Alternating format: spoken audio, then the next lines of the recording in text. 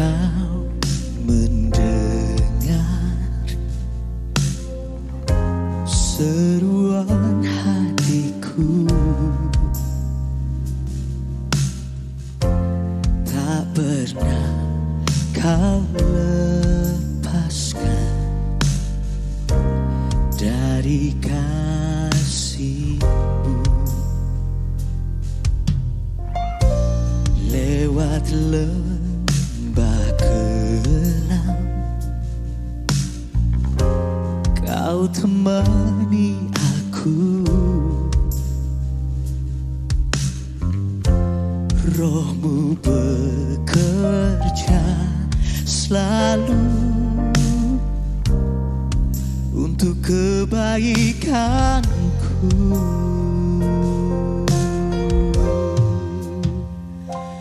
Mengalir kuasa dari tempat maha tinggi, Bapa kekal mulia, kau hadir di sini, memulihkan hati, menyembuhkan yang terluka. Ku kan tenang bersamamu, Bapa.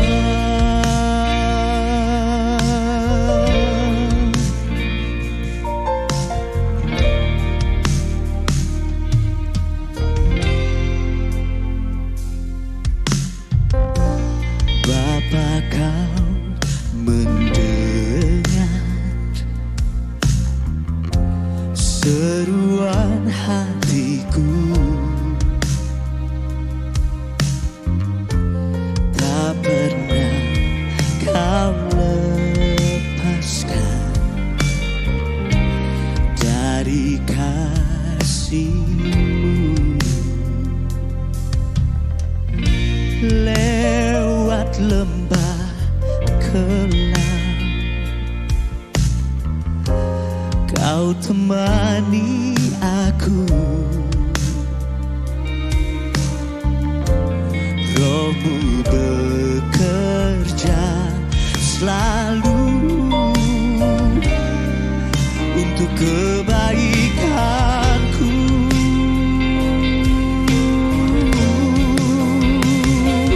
Mengalir kuasa dari tempat maha tinggi, Bapa kekal mulia, kau hadir di sini, memulihkan hati, menyembuhkan yang terluka. Ku kan tenang bersamamu, Bapa.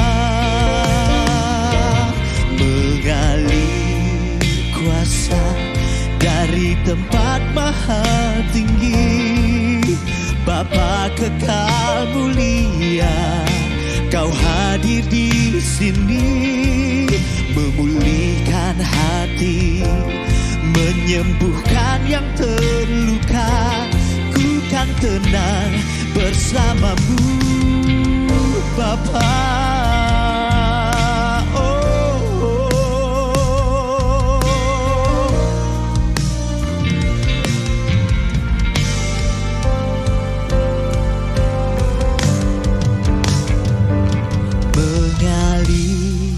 Kuasa dari tempat maha tinggi, Bapa kekal mulia, kau hadir di sini,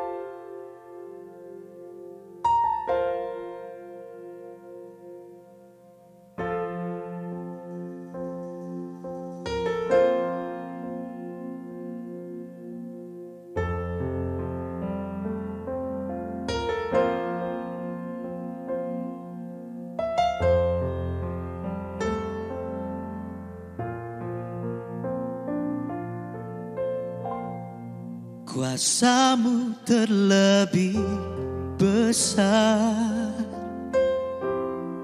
Yesusku terlebih besar. Tak pernah terlambat janji-Mu ya Tuhan menolong hidupku. Kuasa-Mu terlebih besar, Yesusku terlebih besar. Tak pernah terlambat janji-Mu ya Tuhan, pulihkan hidupku.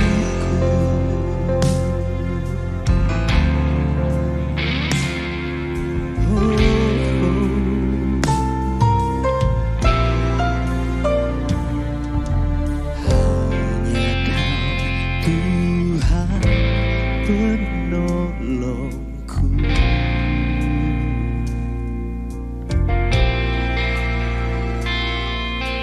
yang selalu setia bersamaku.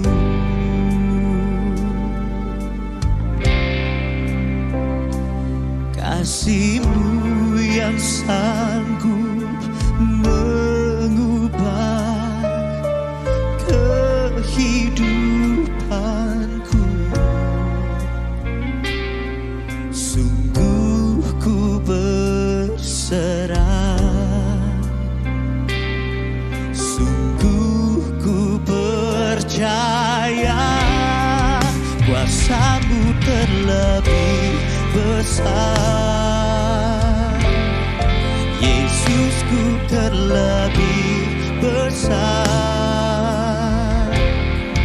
Tak pernah terlambat janji-Mu ya Tuhan menolong hidupku.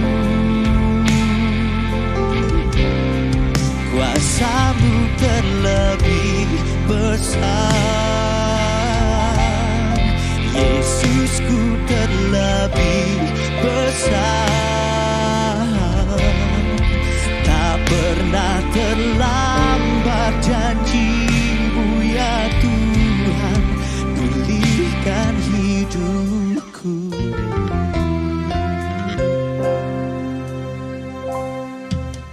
Hanya Kau Tuhan penolongku,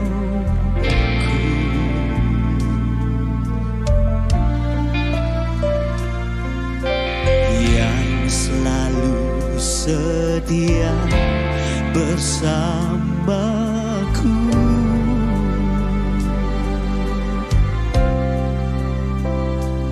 Kasih-Mu yang sanggup mengubah kehidupanku.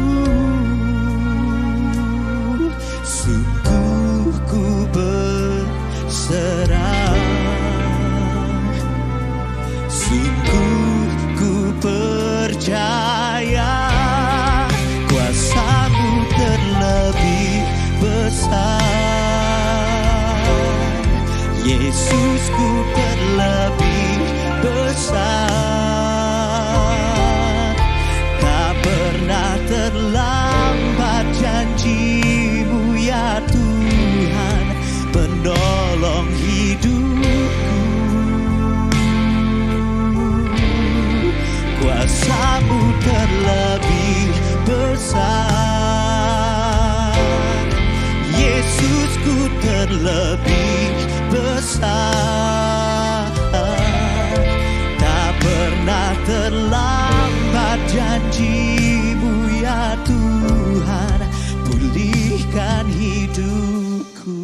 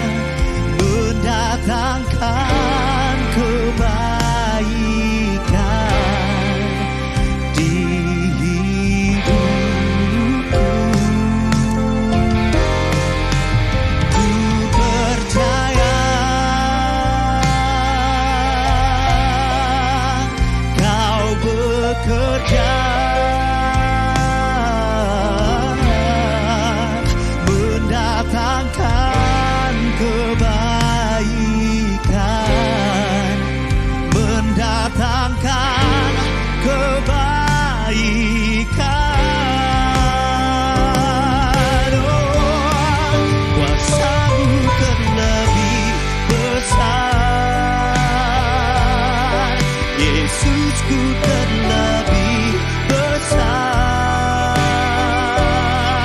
Tak pernah terlambat janji-Mu ya Tuhan, menolong hidupku. Kuasa-Mu terlebih besar. Yesusku terlebih besar. Tak pernah terlambat janji-Mu ya Tuhan, pulihkan hidupku. Tak pernah terlambat janji-Mu, tak pernah terlambat janji-Mu ya Tuhan, pulihkan hidupku. Tak pernah terlambat janji-Mu ya Tuhan, pulihkan hidupku. Kau pulihkan aku.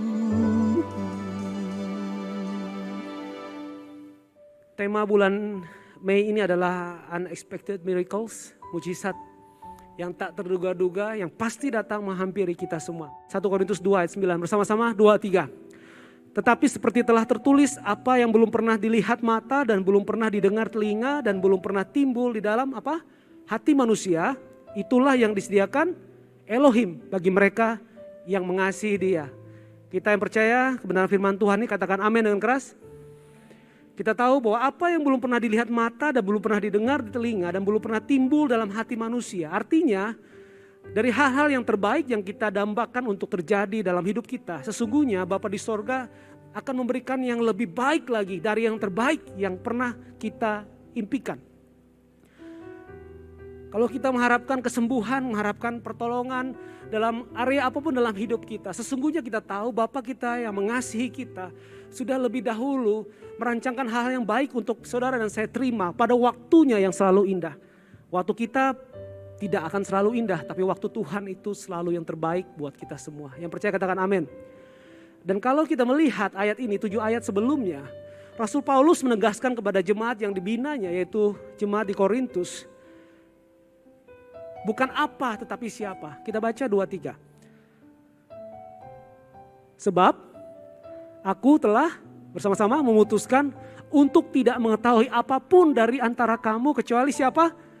Yesus Kristus. Lebih keras, kecuali siapa? Yesus Kristus, yaitu Dia yang telah disalibkan.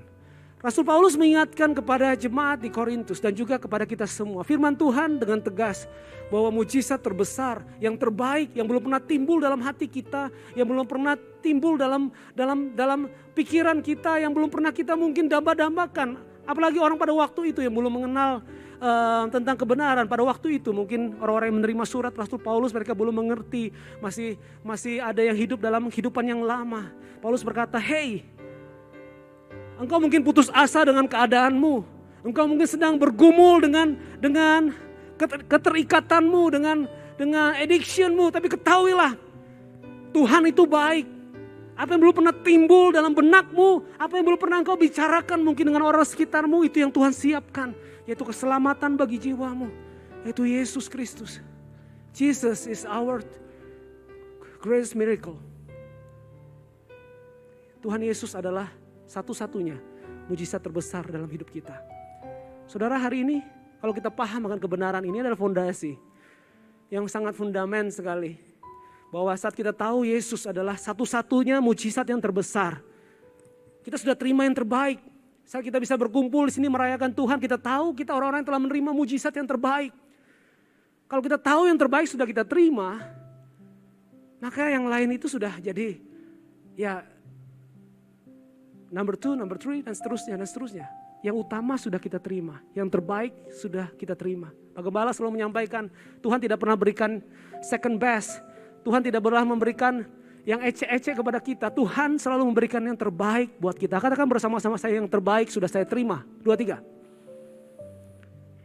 Kalau yang terbaik kita paham sudah kita terima, maka akan apapun yang kita sedang hadapi, apakah persoalan tentang sakit penyakit, pergumulan keluarga, apalagi ekonomi, pelayanan, apapun itu. Kita akan menjadi merdeka, saudara. Yang terbaik saja sudah kita punya, bukan angan-angan lagi. Kalau kita mengharapkan sesuatu yang terjadi pasti masih angan-angan kan. Aduh, semoga aku bisa bayar tagihan ini, semoga aku bisa sembuh, semoga aku bisa dapatkan ini, semoga itu masih angan-angan, saudara. Tapi kita tahu yang terbaik itu sudah ada dalam diri kita dan kita di dalam dirinya. Ingat siapa? Yesus adalah mujizat terbesar buat saya. Katakan dengan keras jemaat Tuhan, Yesus adalah mujizat terbesar bagi saya. Saya akan jelaskan sedikit. Saudara mungkin sudah banyak yang mendengar tentang hal ini, tapi mari kita sejenak lihat. Saat kita bicara tentang Yesus sebagai mujizat terbesar, kita tahu Bapa yang baik itu hanya memberikan yang the best buat kita. Dan tentang Yesus sudah dinubuatkan ribuan tahun. Kalau dalam Bible timeline itu 4.000 tahun antara kejadian dengan kedatangan Kristus. Mari kita baca bersama-sama Kejadian 3 ayat yang ke-15. Bersama-sama 2-3. Aku akan mengadakan permusuhan antara engkau dengan wanita ini, antara keturunanmu dengan keturunannya. Ia akan meremukkan kepalamu dan engkau akan meremukkan tumitnya. Saudara, biasanya kalau dalam Bible itu dikatakan kalau keturunan itu dari kaum pria, patria. Jadi seperti keturunan Abraham, Ishak, Yakub dan seterusnya. Tetapi dalam kitab Kejadian ini Bapak Yahweh ingin menegaskan tentang kedatangan Mesias melalui seorang perawan, seorang wanita. Dan dengan jelas dikatakan, mari kita baca terjemahan lainnya. And between your offspring and her offspring, he will bruise. He. Katakan bersama-sama saya, 2-3, he. He itu siapa? Yesus. He will bruise your head. Dengan tegas Yahweh telah menubuatkan tentang apa yang terjadi di Kalvari. Ia dipakukan, dia terluka. Ada bruises dalam tubuhnya ketika dia disesah, dihancurkan. Menerima penghukuman yang harusnya saya dan saudara terima. Dia terima bruises itu, banyak luka-luka dalam tubuhnya. Tetapi dengan tegas di awal dikatakan, he will bruise your head. Iblis engkau dirembukan di bawah kakinya. Wow, saya kembali menegaskan lagi dan menubuatkan kembali apa yang akan terjadi 700 tahun kemudian. Jadi setelah 3.300, Bapak Yahweh menegaskan 700 tahun sebelum janji itu, mujizat terbesar itu tiba. Yesaya kembali mengingatkan kepada saudara dan saya bahwa dia akan datang, dia menanggung, bahkan oleh bilur-bilurnya kita telah disembuhkan. Saudara, kemudian kalau kita lompat lagi 300 tahun kemudian ada kitab Malaki. Ya, kitab terakhir dalam perjanjian lama. Dan kalau kita lihat ada jeda 400 tahun dan para ahli kitab berkata itu 400 tahun silent. Tidak ada nubuatan, tidak ada firman Yahweh, baik langsung maupun nabi-nabinya yang tertulis yang diberikan kepada umatnya. Sampai kedatangan Yohanes Pembaptis. 400 tahun masa silent atau dikatakan juga intertestamental period. Di mana ada masa-masa kosong di antara dua perjanjian. Tapi saudara, ketika orang melihat, wow, Yahweh berjanji akan ada mujizat. Tapi kenapa ada sekian selang waktu yang lama sekali? Apakah Yahweh terdiam? Apakah dia lupa, saudara? Kalau kita melihat sejarah, 400 tahun silent itu, tanda petik silent. Sesungguhnya Yahweh tidak silent. Tuhan terus bekerja. Bukankah dikatakan dalam Roma 8 ayat 28? Bahwa segala sesuatu bekerja bersama-sama untuk kebaikan bagi mereka yang mengasihi Elohim. Kalau saudara melihat sesungguhnya ayat ini berkata Elohim lah yang mengatur segala sesuatu itu untuk bekerja sama. Semua peristiwa besar kecil. Mungkin kita pikir itu hal yang kecil, hal yang sepele. Tapi semua peristiwa itu sedang disusun agar bekerja bersama-sama. Katakan bersama-sama saya, bekerja bersama-sama 2-3. Untuk kebaikan bagi kita yang mengasihi Elohim. Bagi kita yang terpanggil sesuai dengan rencananya. Pun halnya selama masa 400 tahun yang orang banyak katakan itu masa diam dari Tuhan. Tapi sesungguhnya dia terus bekerja. Saudara lihat ketika Kristus datang, mujizat terbesar itu datang. Masa itu sudah siap saudara. Karena apa? Peristiwa berikutnya, selain ada sinagoga, kerajaan Romawi pada waktu itu take over ya dari kekaisaran orang Yunani, kemudian muncul suatu kekaisaran yang besar yang bernama Kekaisaran Romawi yang menguasai daerah-daerah yang dulu dikuasai oleh orang Gerika. Dan orang-orang Romawi ini membangun jalan-jalan dan sampai hari ini jalannya masih ada saudara.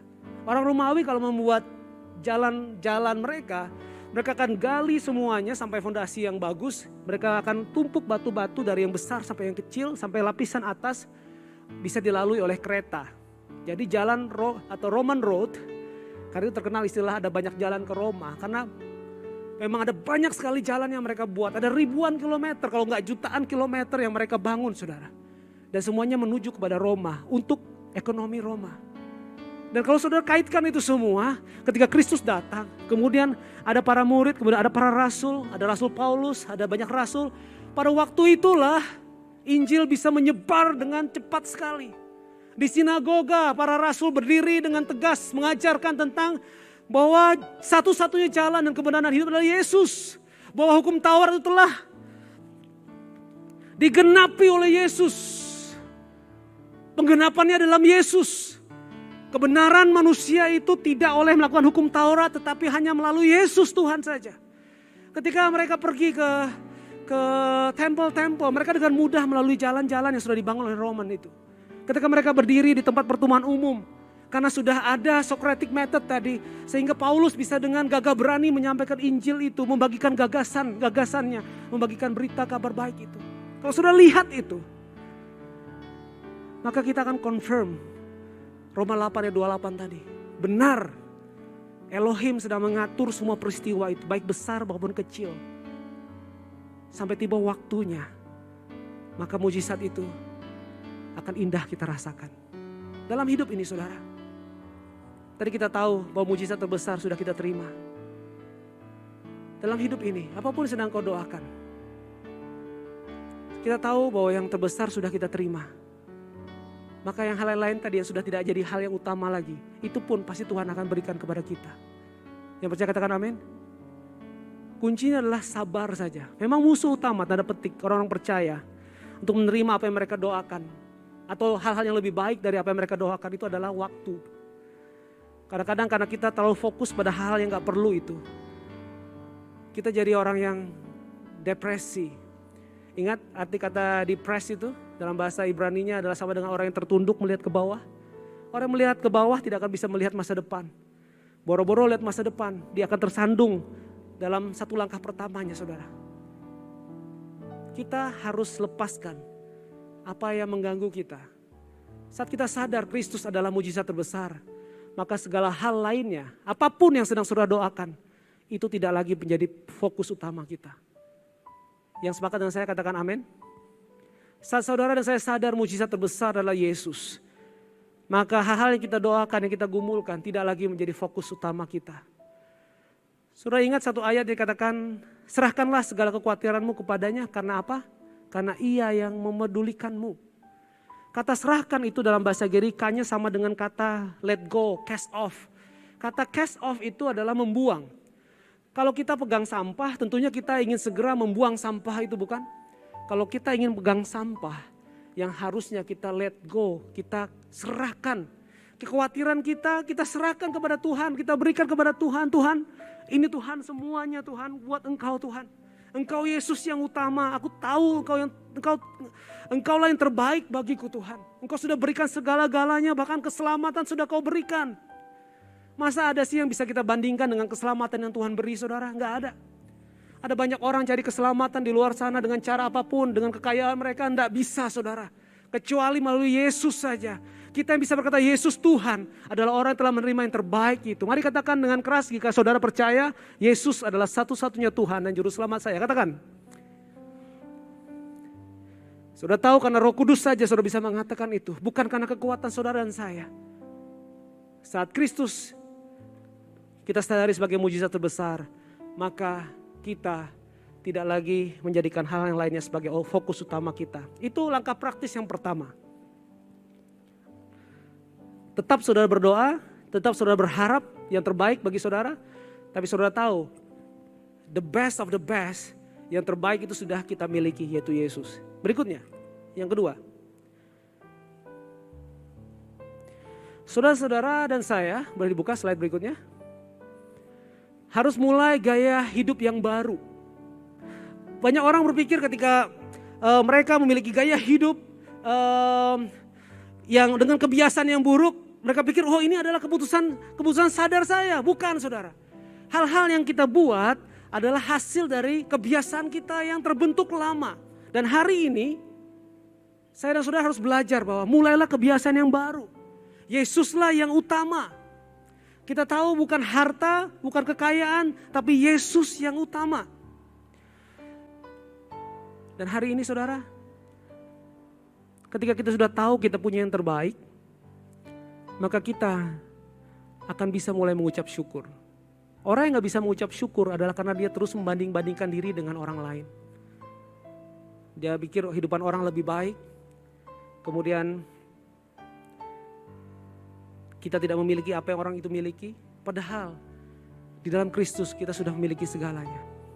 Suatu saat ketika saya gendong putri saya, saudara, masuk kamar saya waktu itu lampunya belum dihidupkan. Ada chargeran saya yang digantung, kemudian saya taruh HP saya karena ada gantungannya, kemudian lampunya kedap-kedip.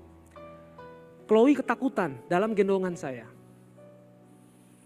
Kemudian apa yang saya lakukan? Saya datangi chargeran HP tadi dan kasih lihat sama Chloe. Chloe, ini adalah HP papa. Dalam nama Yesus saya doakan HP-nya sama chargerannya.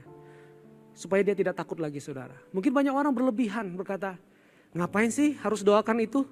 Ngapain sih harus panggil-panggil nama Yesus hanya untuk sebuah HP dan chargeran? Enggak saudara.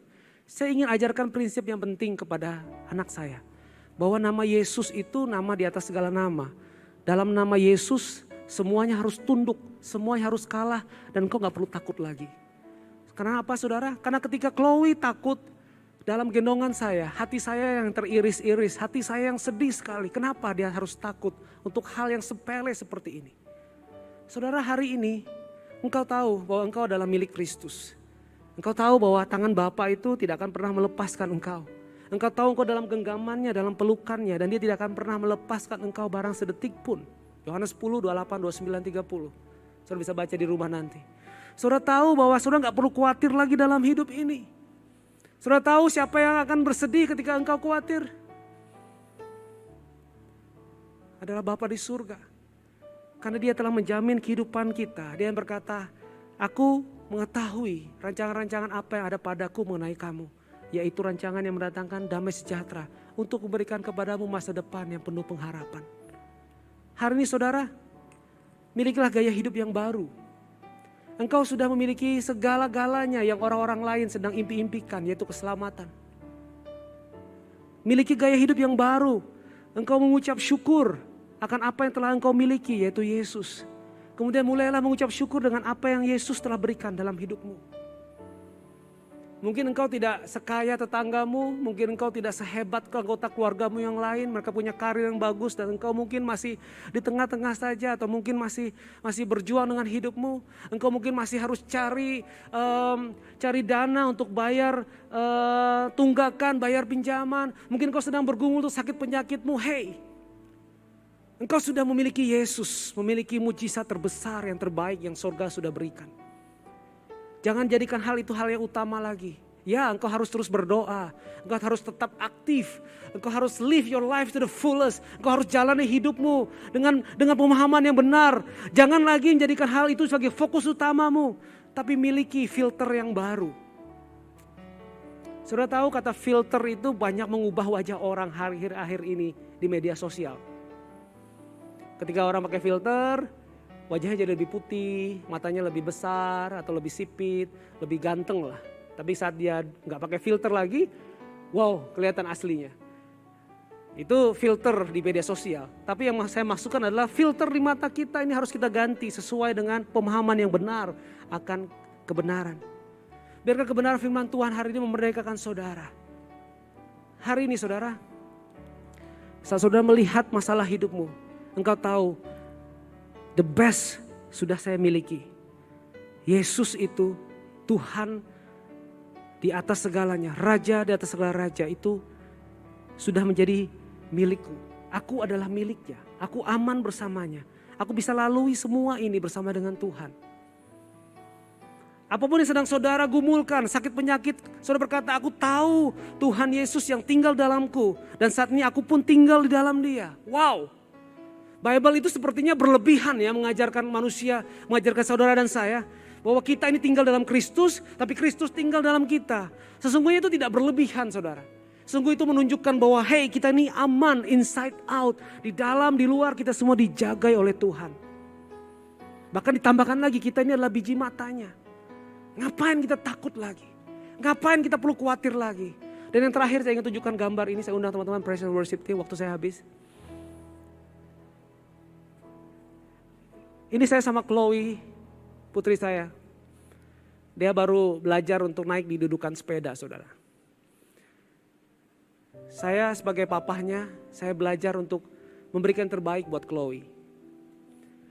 Saudara lihat, ada tangan saya, kelingkingnya yang tidak kelihatan oleh Chloe.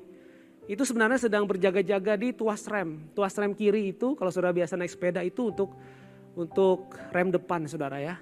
Jadi rem depan itu biasanya itu sangat lebih gampang karena lebih pakem, lebih ringan untuk kita menekan tuasnya. Karena tangan kanan saya memegang Chloe. Ada tangan saya yang tidak terlihat oleh Chloe, meskipun itu hanya jari kelingking saja, akan mengamankan Chloe supaya sepedanya tidak meluncur.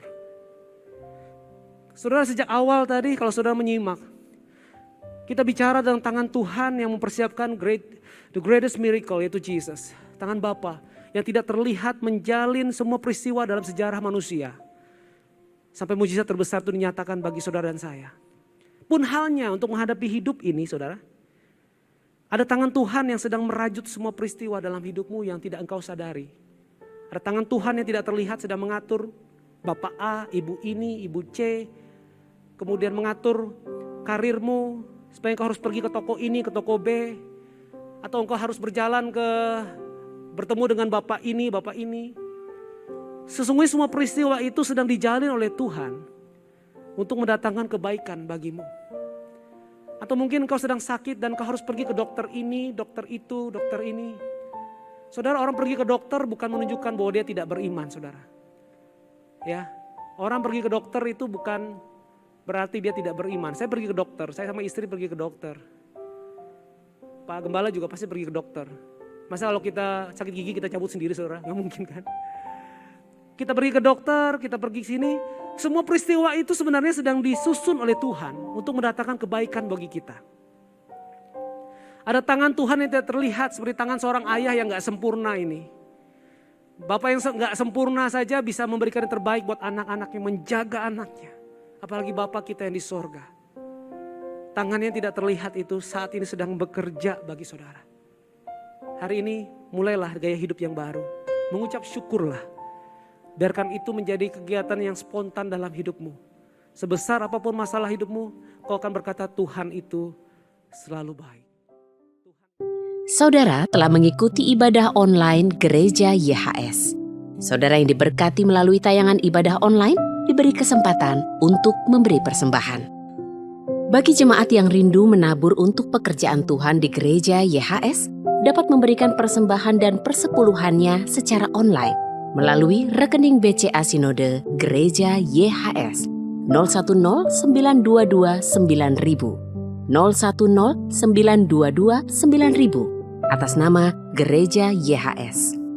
Atau transfer lewat aplikasi pembayaran online yang Anda miliki dengan men-scan QR Code yang tersedia.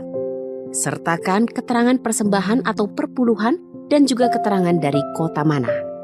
Contohnya, Persepuluhan YHS Makassar.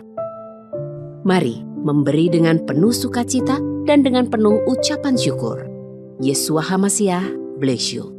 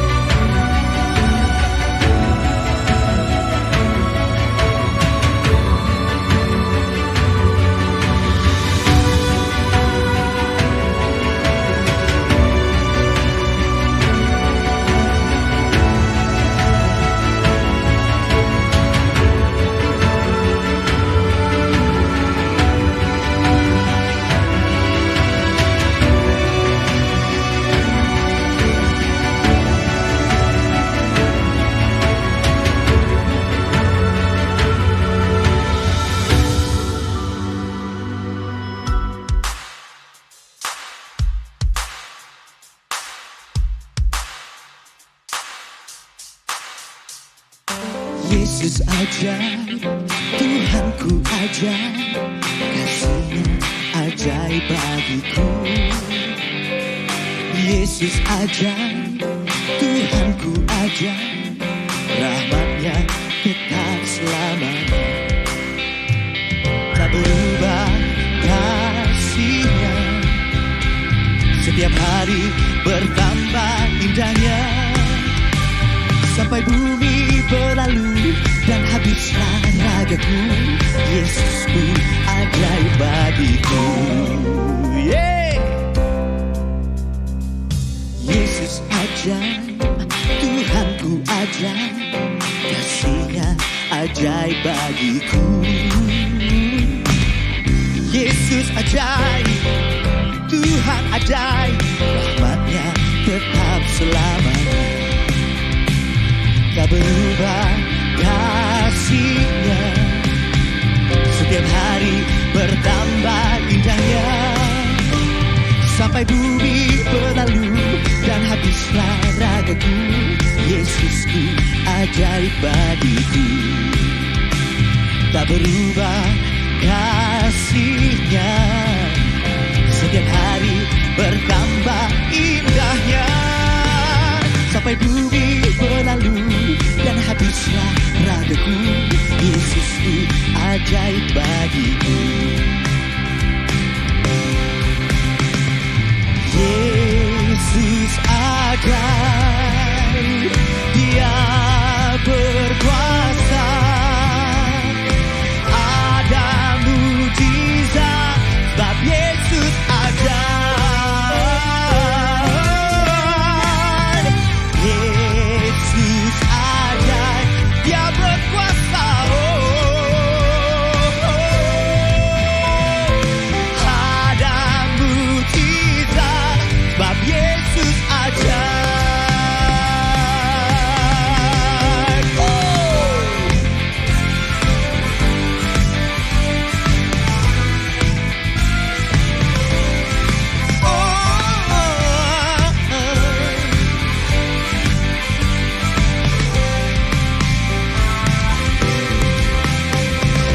Yesus ajaib, Dia berkuasa, ada mujizat sebab Yesus ajaib. Tak berubah kasih-Nya, setiap hari bertambah indahnya. Sampai bumi berlalu dan habislah ragaku, Yesusku ajaib bagiku. Tak berubah kasih-Nya, setiap hari bertambah indahnya. Sampai bumi berlalu dan habislah ragaku, Yesusku ajaib bagiku.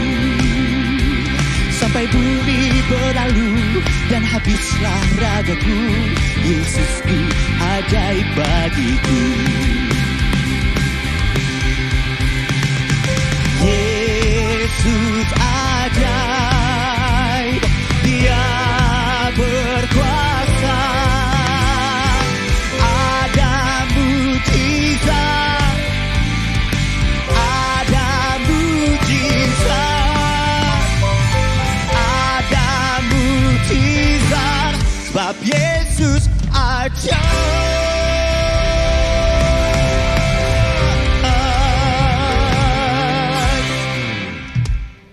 Bapa yang baik, kami bersyukur buat firman kebenaran yang sudah dinyatakan kepada kami. Siapapun kami, apapun keadaan kami, apapun juga latar belakang kami, di dalam Yesus Kristus kami diperkenan penuh.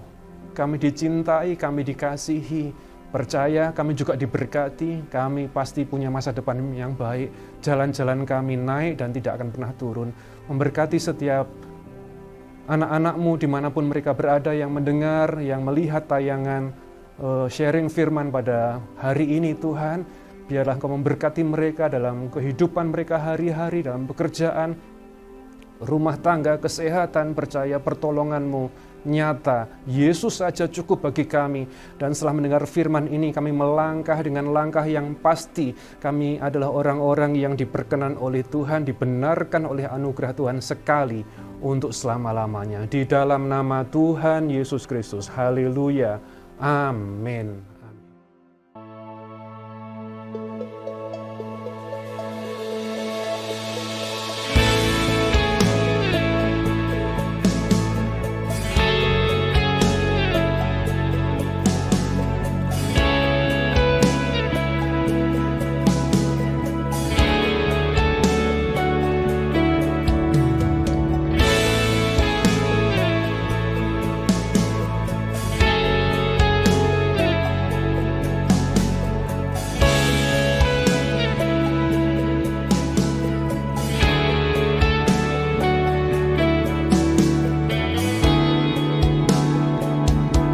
Kasih yang mulia, kasih yang ajaib, kasih yang memilih untuk relakan nyawa, dan anugerah-Mu membuatku hidup. Lewat penebusan-Mu, Engkau pun hidup dalamku. Tak ku andalkan kekuatanku, sebab semuanya ada pada salib-Mu. Pengorbanan-Mu membuat hidupku berarti. Kau penebusku, Kau penebusku.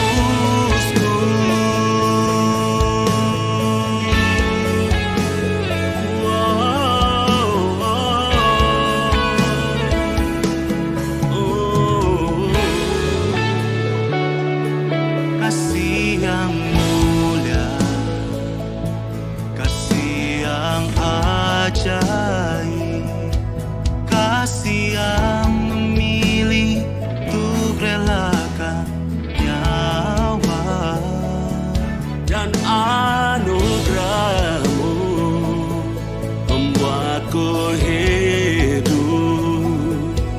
Lewat penebusan-Mu, Engkau pun hidup dalamku.